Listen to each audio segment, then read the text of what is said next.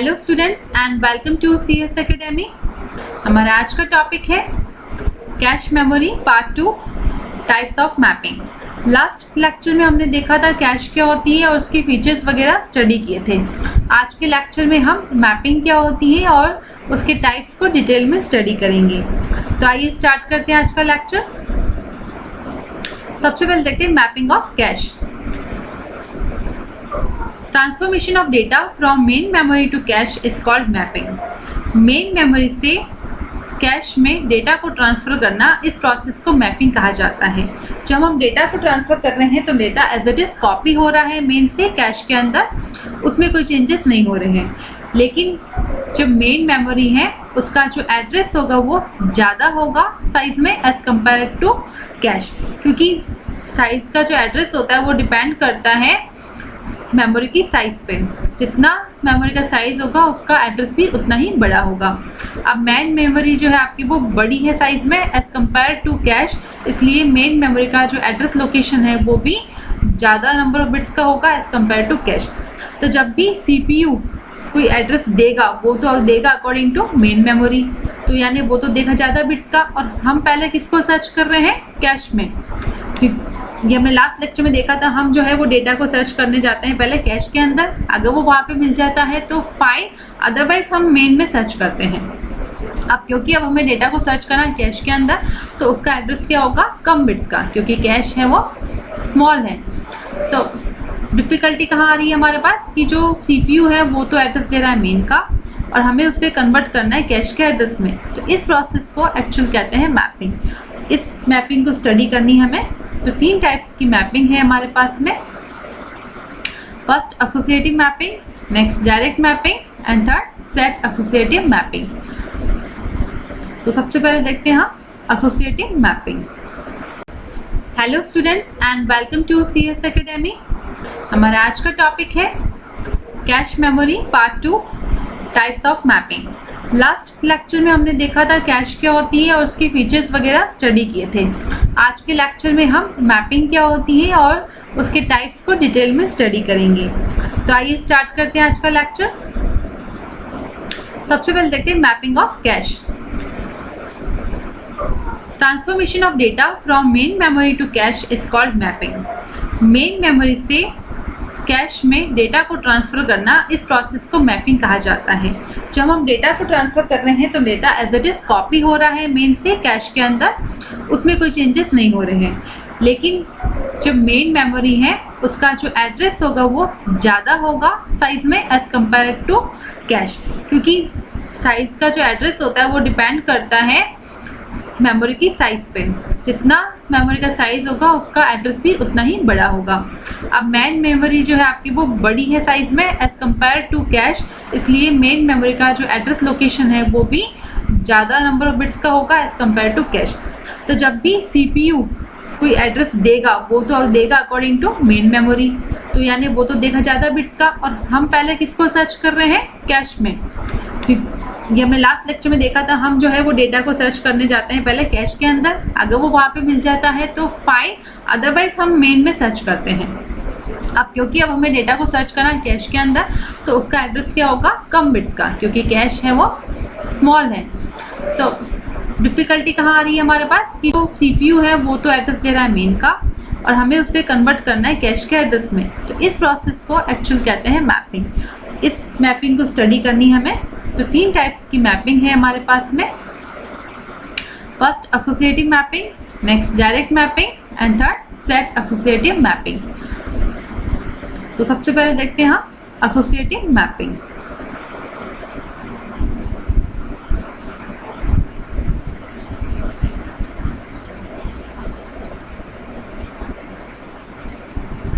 Mapping के अंदर जो मेमोरी होगी उसमें दोनों चीज़ें होंगी, डेटा और एड्रेस। यानी हम मेन से क्या क्या ट्रांसफ़र करेंगे? मेन से वो डेटा भी ट्रांसफ़र करेंगे और एड्रेस भी करेंगे जो अभी कैश में आपको नहीं मिला, उस डेटा को हम ट्रांसफ़र करेंगे एसोसिएटिव मेमोरी के अंदर। नेक्स्ट, जब भी अब CPU एड्रेस जनरेट करेगा तो वो क्या एड्रेस जनरेट करता है? बाइनरी में वो देगा आर्ग्यूमेंट रजिस्टर को। अब आर्ग्यूमेंट रजिस्टर क्या करेगा, उसे कन्वर्ट कर देगा ऑक्टल के अंदर। ये हमने कन्वर्जन्स पढ़े हैं, बाइनरी टू ऑक्टल कन्वर्जन्स। और अगर आपने लेक्चर्स नहीं देखे हैं तो आप उन लेक्चर्स को देखिए, इनका डिस्क्रिप्शन में आपको लिंक बॉक्स में दे देती हूँ, आप वहाँ से जाके इन कन्वर्जन को देखिए। ये कन्वर्जन बहुत इंपॉर्टेंट है, ये आपको आने चाहिए, क्योंकि अपन जब भी हम कंप्यूटर पढ़ रहे हैं इट मीन्स वहाँ पर कोई ना कोई कन्वर्जन चल रहा है, तो ये कन्वर्जन आने चाहिए आपको। तो आर्ग्यूमेंट रजिस्टर बाइनरी एड्रेस को चेंज करेगा ऑक्टल में। Now it will search in associative memory. अब एसोसिएटिव मेमोरी के अंदर तो जो डेटा होगा वो भी ऑक्टल फॉर्म में होगा और एड्रेस भी ऑक्टल फॉर्म के अंदर होगा। तो इसे हम देखते हैं डायग्राम के थ्रू समझते हैं। ये सीपीयू है। अब सीपीयू ने क्या एड्रेस जनरेट किया, 15 बिट का बाइनरी एड्रेस। सपोज हमने ये माना है 15 बिट का एड्रेस जनरेट किया, तो उसने किसको दिया, आर्ग्यूमेंट रजिस्टर को। ये आर्ग्यूमेंट रजिस्टर क्या करेगा, इसको चेंज कर देगा ऑक्टल के अंदर। तो 15 बिट का बाइनरी एड्रेस ऑक्टल में चेंज होगा तो कितने बिट का बन जाएगा, 5 डिजिट्स का हो जाएगा ऑक्टल के अंदर। क्योंकि हम कैसे करते हैं, 3 बिट्स की पेयरिंग करते हैं, फ्रॉम राइट मोस्ट से जाते हैं, स्टार्ट करते हैं लेफ्ट मोस्ट तक, MSB तक। तो यहाँ पेयरिंग करते हैं और इस तरह से अगर आप पेयरिंग करेंगे तो 15 बिट जो बाइनरी का एड्रेस है वो 5 डिजिट ऑक्टल में हो जाएगा। ऐसा करने से क्या फायदा हुआ कि आपका जो एड्रेस, हम क्योंकि कैश के अंदर हम क्या रख रहे हैं, इस वाली कैश में एड्रेस भी रखने और डेटा भी रखने हैं। तो अगर आप 15 बिट बाइनरी का एड्रेस रखते हैं और डेटा रखते हैं, सपोज डेटा मेरा 12 बिट का है, 12 बिट का डेटा रखते हैं, तो ये स्पेस काफ़ी ज़्यादा हो जाती, और जितनी ज़्यादा स्पेस होगी उतना ज़्यादा एक्सपेंसिव होगी। हमें उसकी कॉस्ट कम करने के लिए हमने क्या किया, बाइनरी एड्रेस को कन्वर्ट कर दिया ऑक्टल के अंदर। तो ये आर्ग्यूमेंट रजिस्टर क्या करता है, बाइनरी को कन्वर्ट करता है ऑक्टल के अंदर। अब ये सर्च करेगा एसोसिएटिव मेमोरी के अंदर। अगर उसने जो एड्रेस दिया वो एड्रेस यहाँ फाउंड हो गया तो उससे करस्पॉन्डिंग डेटा को वो रीड करेगा और दे देगा सीपीयू को। और क्योंकि चांस तो है, क्योंकि बहुत कम स्पेस है यहाँ पर डेटा रखने की, तो हम सारा डेटा तो यहाँ नहीं रख सकते, तो हमने कुछ इंपॉर्टेंट डेटा ही रखा है यहाँ पे एसोसिएटिव मेमोरी में। तो अब अगर डेटा नहीं मिला तो वो कहाँ जाएगा, मेन मेमोरी के अंदर, और मेन मेमोरी से वो रीड कर लेगा। और अगर मेन मेमोरी में भी अगर आपका यहाँ पे डेटा नहीं मिला था तो इट मीन्स वो कहाँ गया, मेन मेमोरी में। और मेन मेमोरी से वो फ्यूचर रेफरेंस के लिए क्या करेगा, कॉपी कर देगा उस ब्लॉक को जिसमें एड्रेस भी होगा और डेटा भी होगा। तो ये है एसोसिएटिव मेमोरी, एसोसिएटिव मैपिंग, जिसके अंदर हमने क्या किया, 15 बिट के बाइनरी के एड्रेस को हमने चेंज किया 5 डिजिट्स ऑक्टल एड्रेस में। और सपोज आप ले लीजिए 12 बिट का आपका डेटा है, तो वो चेंज हो गया 4 डिजिट्स इन ऑक्टल के अंदर। तो हमारा जो स्पेस है वो कॉम्पैक्ट हो गया है, इससे उसकी कॉस्टिंग कम हो गई है। अब हम देखते हैं डायरेक्ट मैपिंग। अब एसोसिएटिव मैपिंग की प्रॉब्लम क्या हो रही थी, वो बहुत एक्सपेंसिव थी, क्योंकि हम उसमें डेटा भी डाल रहे थे, एड्रेस भी डाल रहे थे पूरा, तो उससे कॉस्टिंग फिर भी ज़्यादा बैठ रही थी जब भी हमने ऑक्टल में कन्वर्ट कर दिया था। तो इसलिए हमने डायरेक्ट मैपिंग डेवलप करी। डायरेक्ट मैपिंग के अंदर हमने क्या किया, एड्रेस को डिवाइड किया इनटू 2 पार्ट्स। जो हमारा सीपीयू का एड्रेस है उसको हमने 2 पार्ट्स में डिवाइड करेंगे। फर्स्ट पार्ट कहलाएगा, एक पार्ट कहलाएगा इंडेक्स, नेक्स्ट पार्ट का हमने नाम दिया है टैग। और ये इंडेक्स की जो साइज़ है वो डिपेंड करती है एड्रेस ऑफ कैश के ऊपर। एड्रेस ऑफ कैश में कितने बिट्स हैं उतने ही इंडेक्स में होंगे, बाकी रिमेनिंग टैग में होंगे। देखते हैं इसे डायग्राम के थ्रू। तो हमने एड्रेस को किस पार्ट में डिवाइड किया, 2 पार्ट में, इंडेक्स एंड टैग। अब इंडेक्स क्या होगा, इंडेक्स जितनी कैश की साइज़ है, कैश की जितनी साइज़ है उसके एड्रेस में जितने बिट्स होंगे उतने ही आपका इंडेक्स होगा, बाकी रिमेनिंग आपका टैग होगा। Suppose size of mm means main memory. Suppose of size of main memory क्या है हमारी, 2 की पावर n, क्योंकि हमेशा जो साइज है वो 2 की पावर में चलेगी। तो माना मेन मेमोरी की साइज है 2 की पावर n और कैश की साइज है 2 की पावर k। क्योंकि कैश छोटी है हमारी, तो हम ये मानते हैं कि जो k है वो स्मॉलर है n से। तो इट मीन्स आपका इंडेक्स कितने बिट्स का हो गया, k बिट का। क्यों, क्योंकि अभी मैंने आपको समझाया कैश में जितने एड्रेस में बिट्स हैं उतने इंडेक्स होगा, बाकी रिमेनिंग टैग है। तो किसी भी मेमोरी का साइज से हम पता लगा सकते हैं कि उसके एड्रेस में कितने बिट होंगे। अगर मेन मेमोरी की साइज आपको सपोज दे रखी है 32K, इट मीन्स 32 मीन्स कितना हुआ 2 की पावर 5 एंड k मीन्स 2 की पावर 10, तो टोटल कितना हो गया 2 की power 15। It means main memory की साइज यानी कितना हो गया 2 की पावर 15, तो 2 की पावर कितना है 15, इट मीन्स उसका एड्रेस होगा 15 बिट्स का। तो हम साइज को हमेशा लिखेंगे 2 की पावर्स में, और जितनी 2 की पावर होती है वो उसका साइज होता है एड्रेस का, उतने नंबर ऑफ बिट्स होंगे एड्रेस के अंदर। तो अब आपको सीपीयू ने तो जनरेट करेगा n बिट का एड्रेस, क्योंकि सीपीयू ने को नहीं पता है कि बीच में कैश है और कैश को सर्च करना है, वो सर्च करेगा कैश को, लेकिन वो एड्रेस जनरेट करेगा मेन मेमोरी के अकॉर्डिंग।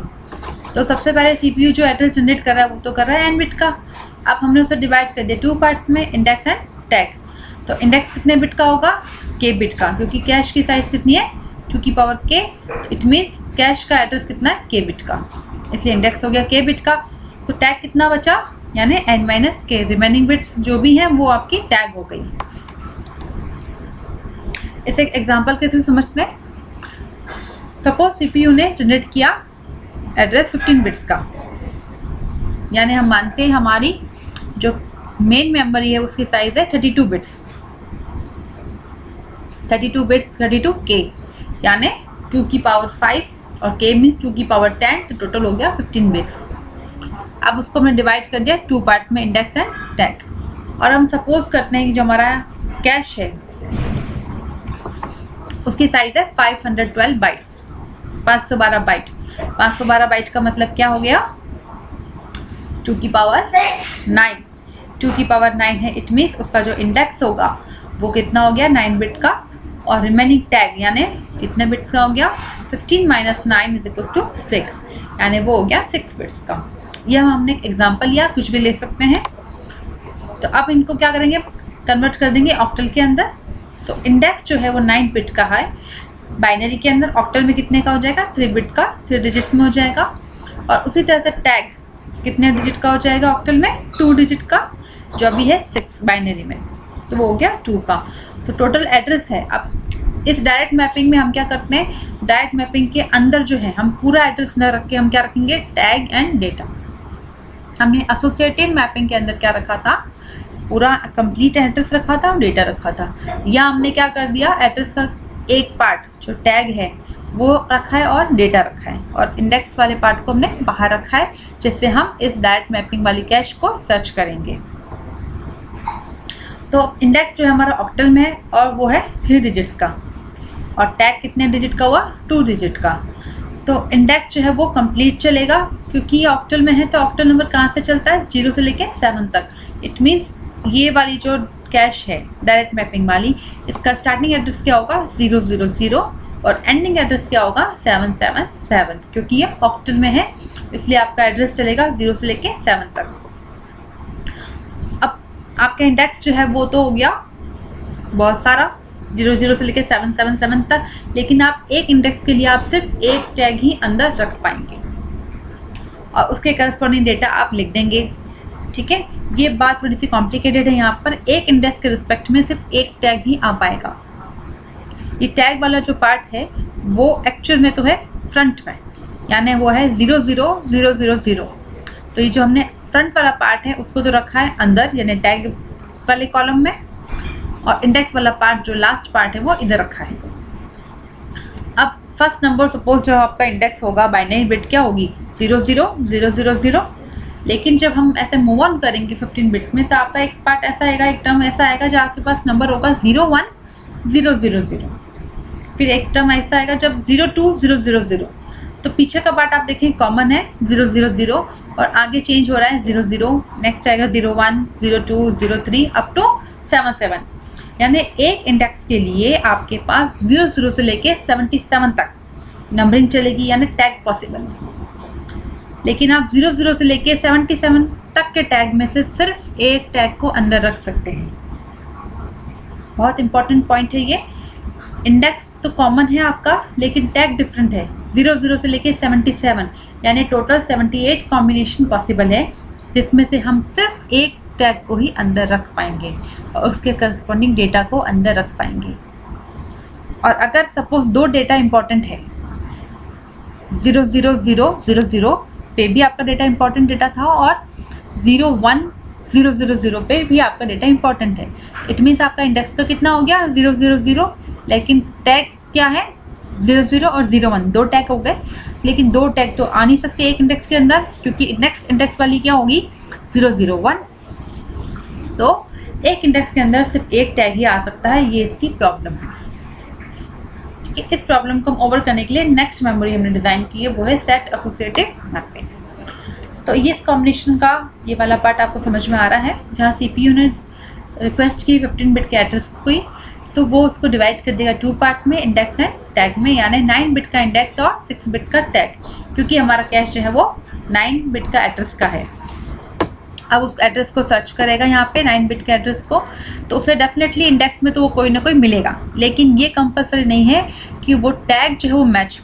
अब यहाँ पे हम मैचिंग किसकी करेंगे अंदर, टैग की, कि उस इंडेक्स के साथ अगर टैग भी मैच हो गया तो वो इस डेटा को यहाँ से रीड कर लेगा और CPU को दे देगा, अदरवाइज वो कहाँ जाएगा मेन मेमोरी में। और अगर फ्यूचर रेफरेंस के लिए हम क्या करेंगे, मेन मेमोरी से ट्रांसफ़र करेंगे डेटा को। अब यहाँ पे डेटा के साथ क्या ट्रांसफ़र करेंगे अंदर, उसका टैग। आई होप आपको ये समझ में आ रहा है। लेकिन इससे प्रॉब्लम क्या हो रही है हमारी, क्योंकि यहाँ पे डेटा मिलने के चांस कम हो रहे हैं, क्योंकि एक इंडेक्स के साथ सिर्फ एक टैग आ सकता है, तो उससे हिट रेशियो जो आपका है वो डिक्रीज होने के चांसेस हैं। तो नेक्स्ट अब हम देखते हैं सेट एसोसिएटिव मैपिंग। जो डायरेक्ट मैपिंग था उसका डिसएडवांटेज ये था कि हम सेम इंडेक्स के अंदर डिफरेंट टैग नहीं रख सकते थे, उससे उसका हिट रेशियो बहुत कम हो रहा था। तो अब हमने सेट एसोसिएटिव मैपिंग उसका इम्प्रूवमेंट वर्जन निकाला है, जिसके अंदर हमने सेम इंडेक्स वैल्यू के अंदर 2 या 2 से अधिक टैग को रख दिया है। इससे हमारा हिट रेशियो बढ़ गया, और ये जो टैग और डेटा का जो पेयर है, इस पेयर को बोलते हैं सेट। जितने टैग डेटा के पेयर होंगे उतनी सेट मेमोरी कहलाएगी। अगर आपने 2 टैग और 2 डेटा का सेट रखा है, इट मीन्स वो 2 सेट मेमोरी है। हम ज़्यादा सेट भी नहीं बना सकते, अदरवाइज मेन मेमोरी और कैश मेमोरी में कोई डिफरेंस भी नहीं रहेगा, उसकी साइज़ बढ़ जाएगी तो उसकी कॉस्टिंग भी बढ़ेगी। तो हमें तो यहाँ पे सिर्फ फ्रिक्वेंटली यूज डेटा रखना है, इसलिए इसकी साइज़ भी छोटी रखनी है, ये भी हमें ध्यान में रखना होगा। नेक्स्ट अब इसका हम डायग्राम देख लेते हैं। CPU जो है जनरेट करेगा 15 बिट का एड्रेस, वो डिवाइडेड होगा 9 बिट के इंडेक्स में और 6 बिट के टैग में। 9 बिट इंडेक्स क्यों है, क्योंकि हमारी जो कैश की साइज़ है वो है 512 बाइट्स, इट मीन्स 2 की पावर 9 बाइट्स। तो जितना 2 की पावर होता है उतना ही कैश का एड्रेस होगा, यानी उतने ही बिट्स होंगे कैश के एड्रेस में। तो इट मीन्स 9 जो है वो नंबर ऑफ बिट्स है कैश के एड्रेस में। तो बाकी रिमेनिंग कितना बचा, 15 - 9 = 6, यानी 6 बिट हो गया आपका टैग। अब जो 15 बिट का एड्रेस है उसमें से इंडेक्स पार्ट अलग करके वो सर्च करेगा कैश के अंदर, तो इंडेक्स तो उसे डेफिनेटली मिलेगा ही मिलेगा। अब नेक्स्ट पार्ट है उसका सर्च करना टैग। टैग की मैचिंग इंपॉर्टेंट है। अब वो मैचिंग करेगा टैग के साथ, अगर टैग मैच हो गया तो उसका करस्पॉन्डिंग डेटा रीड करके CPU को दे देगा।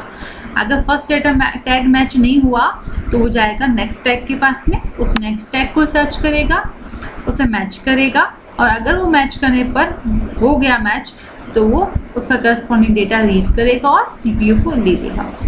तो इस तरह से हमने 2 टैग रखने पे क्या फ़ायदा हुआ कि हमारा हिट रेशियो इंक्रीज हो गया, हमारा डेटा मिलने के चांस बढ़ गए, इससे आपका हिट रेशियो बढ़ रहा है। तो ये थोड़ा इम्प्रूवमेंट था डायरेक्ट मैपिंग के ऊपर, अदरवाइज डायरेक्ट मैपिंग और सेट एसोसिएटिव मैपिंग लगभग सेम है, सिर्फ इतना सा ही डिफरेंस है कि इसमें टैग डेटा का पेयर रखा जाता है, इसमें एक से अधिक टैग को भी रखा जा रहा है। तो अगर आपको डायरेक्ट मैपिंग समझ में आई है तो सेट एसोसिएटिव मैपिंग समझने में कोई दिक्कत नहीं आएगी। इसी तरह से जो हमने तीनों मैपिंग है वो देख ली, एसोसिएटिव, डायरेक्ट और सेट एसोसिएटिव। ये जो कैश मेमोरी वाला टॉपिक है बहुत इंपॉर्टेंट टॉपिक है, इसे आप ज़रूर अच्छे से समझिए, पढ़िए, और अगर कोई डाउट है तो आप मुझे कमेंट सेक्शन में कमेंट करके ज़रूर पूछिए। और इसी तरह से आप मेरे साथ कनेक्टेड रहें ताकि मेरे न्यू वीडियोस की नोटिफिकेशन आपको मिलते रहें। उसके लिए आप मेरे चैनल को सब्सक्राइब करें और बेल आइकन को प्रेस करना ना भूलें। Stay connected with CS Academy।